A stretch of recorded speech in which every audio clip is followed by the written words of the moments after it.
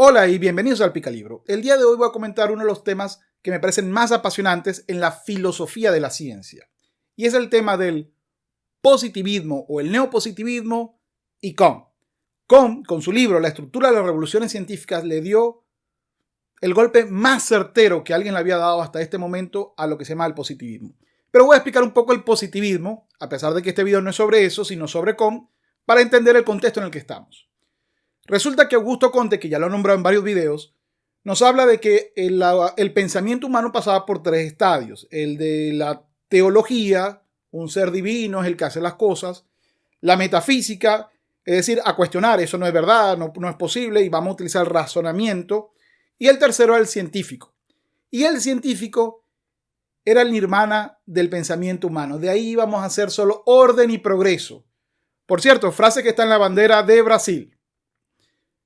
Pero aparte de eso, él consideraba que desde que nos hacíamos del conocimiento científico, iba el conocimiento a crecer de una forma evolutiva.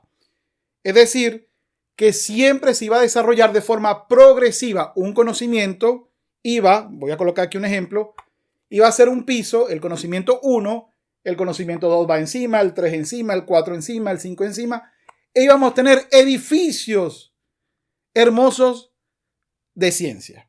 Es decir, me refiero a que un conocimiento descansa en el que le viene anteriormente. Un desarrollo armónico, un progreso armónico. Esto es una creencia. Esto es simplemente, porque no está este postulado del positivismo y repetido en el neopositivismo, por cierto, que muchos científicos hoy en día repiten, no tienen nada del concepto de científico. ¿Por qué? Simplemente porque es un concepto, por ende, no es repetible, que es una de las características de que el neopositivismo me dice, para que sea ciencia, tu conocimiento debe ser replicable, repetible, debe ser observable, experimental o experimentable. Se le debe crear, en el caso del neopositivismo, cuando vio que habían algunas ciencias que no podían repetir experimentos, pues creó algo de hacer como modelos, unos modelados, unos razonamientos estructurales, etc. Pero eso lo veremos en otro video. Bueno, en conclusión, Kuhn, que es científico y que es físico, descubrió que no era así, que esa creencia era errada. Y para eso utilizó, para mí, una rama genial. Que por supuesto, por el positivismo no puede ser ciencia. Y estoy hablando de la historia. Fue a la historia y descubrió que el desarrollo científico no es progresista, que el desarrollo científico no es evolutivo, no es que empieza con Goku y termina en Super Saiyajin nivel 10. No es así. Es disruptivo. Y digo la palabra disruptivo a propósito.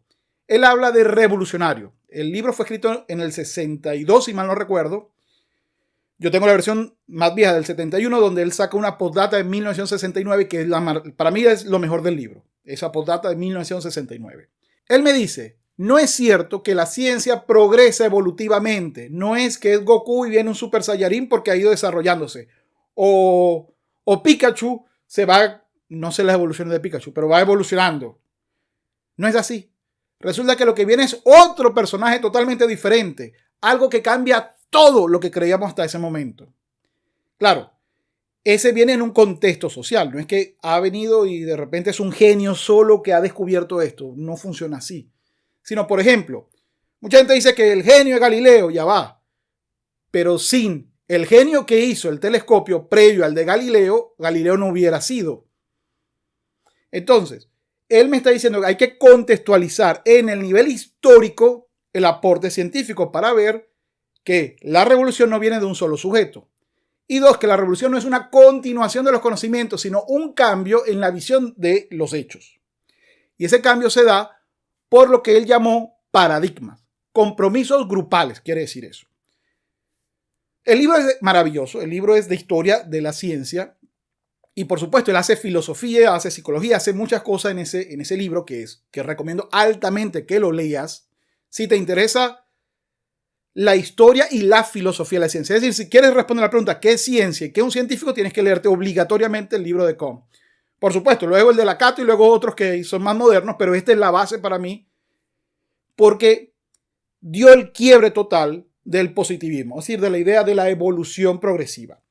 Como esto es un tema un poco abstracto y un poco complejo, se lo voy a tratar de ejemplarizar con una escalera. Vamos a imaginar que la escalera es una nueva rama de la ciencia. Vamos a llamarla ciencia del desplazamiento vertical de los humanos. Miren cómo suena formal, pero es escalera, es subir de un piso al otro, eso es lo que quiere decir.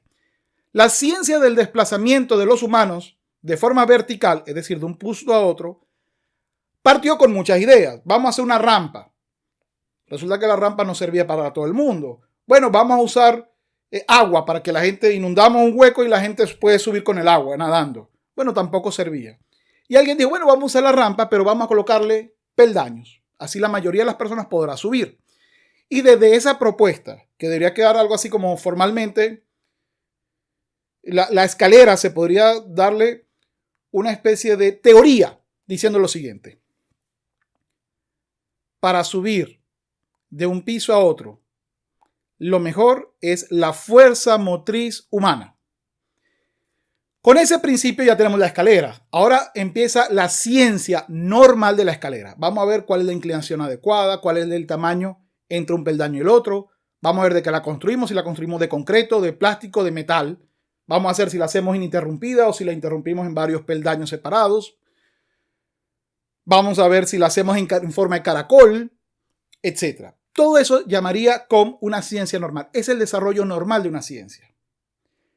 Pero viene un sujeto que de repente ha visto algunos desarrollos como por ejemplo el motor eléctrico, como por ejemplo los metales, y él agarra esta ciencia, que recuérdense que es la ciencia de mover humanos de forma vertical dentro de un piso a otro piso.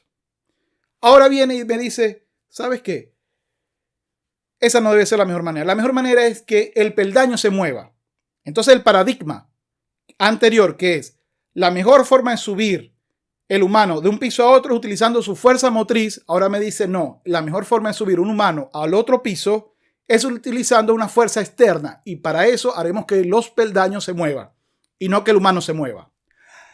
Cambio de paradigma, ¿se acabó en la escalera? No, no se acabó en la escalera, sino que adjunto a la escalera para una circunstancia sale un nuevo paradigma y juntos forman parte de la ciencia del desplazamiento humano de forma vertical.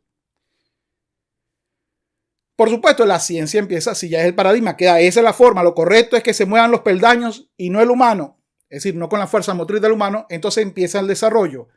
¿Qué es mejor? Que utilicemos un motor eléctrico, un motor a gas, o utilizamos la fuerza humana, o usamos los caballos para que el peldaño se mueva y no el humano. Todo esto forma parte de los desarrollos de la ciencia normal. Luego viene otro y dice, ¿sabes qué? No necesitamos peldaños. ¡Wow! No necesitamos peldaños. ¿Y qué vamos a hacer? Bueno, vamos a colocar un túnel digo entre comillas, por supuesto, un espacio vertical para que los humanos se coloquen allí y aplicando el paradigma, una parte del paradigma anterior, es decir, que no utilice su fuerza motriz, pueda subir al segundo piso.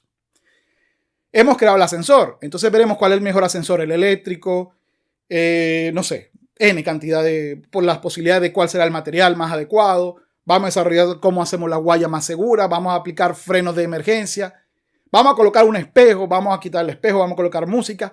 Todo eso es desarrollo de la ciencia normal del paradigma 3 dentro de la ciencia llamada desplazamiento humano en forma vertical dentro de los edificios. Es decir, desplazamiento del piso 1 al piso 2. Viene un nuevo paradigma y me dice, el cuarto, dice, nada de eso es necesario. Ni necesitamos la fuerza motriz humana para subir peldaños, la escalera. Ni necesitamos una fuerza externa que mueva el peldaño. Segundo paradigma, la escalera mecánica. Ni necesitamos un hueco para que con fuerza externa podamos movilizar a los humanos de un piso a otro. Lo que necesitamos es simplemente desarrollar dos rayos que permitan descomponer el cuerpo y reproducirlo en otro lado. Hablo de la teletransportación. Significa que este nuevo paradigma, si es que se hace, si es que se da, va a lograr que los otros desaparezcan. No, sino que los va a reducir en su alcance. Ya no son el paradigma principal. Puede servir para algunas cosas, pero no para todas. Y más importante todavía es que estos paradigmas fueron acogidos por lo que llamamos la comunidad científica. Es decir, que la ciencia no es el desarrollo evolutivo de genios, sino de una comunidad que logra cambiar el punto de vista. Fíjense que lo que ha cambiado el paradigma es el punto de vista, no la tecnología. La tecnología es el derivado de cambiar el punto de vista. Si todavía creyéramos que lo mejor es la fuerza motriz, estaríamos hablando hoy de las escaleras, de cuál sería el tamaño de la escalera, la forma de la escalera, si le colocamos música a la escalera, etc. Si nos quedamos con el paradigma 2, es decir, con que va a ser los peldaños los que se muevan, todavía estaremos hablando del tamaño de los peldaños, del peso de los peldaños, de la posibilidad de que el peldaño sea autosuficiente, etc. Si nos vamos al paradigma 3, estaremos hablando de, bueno, los ascensores y así con el paradigma 4. Como ustedes ven, lo que acaba de demostrar él en el año 62 es que la ciencia ni depende de genios individuales, ni va a tener un crecimiento sostenido en el tiempo, sino que va a venir, si tiene un desarrollo sostenido en el tiempo, él lo va a llamar ciencia normal, y ¡pum! Va a tener una disrupción de repente. ¿Y qué es la disrupción? Un cambio absoluto. Hoy en día es fácil entender las disrupciones tecnológicas, y si tú ves la disrupción tecnológica y le cambias la palabra disrupción y lo colocas paradigma o revolución científica, verás que desde una rama del conocimiento, por cierto, debo decir algo, los positivistas creen que solamente lo empírico es conocimiento válido, es decir, que solamente lo que se sacó con un experimento es conocimiento válido. Todo lo demás es conocimiento no válido, es decir, superstición, pseudociencia y toda esa cantidad de cosas. Pero desde una pseudociencia llamada historia, demostró que esa creencia era errada. Que no solamente no tenía ningún punto de vista lógico o asidero lógico desde el punto de vista social e histórico, sino que era insostenible. A mucha gente le ha costado entender esto. Yo no quiero decir que sea el último desarrollo, sino que fue el primero en demostrar que el positivismo partía de una visión errada.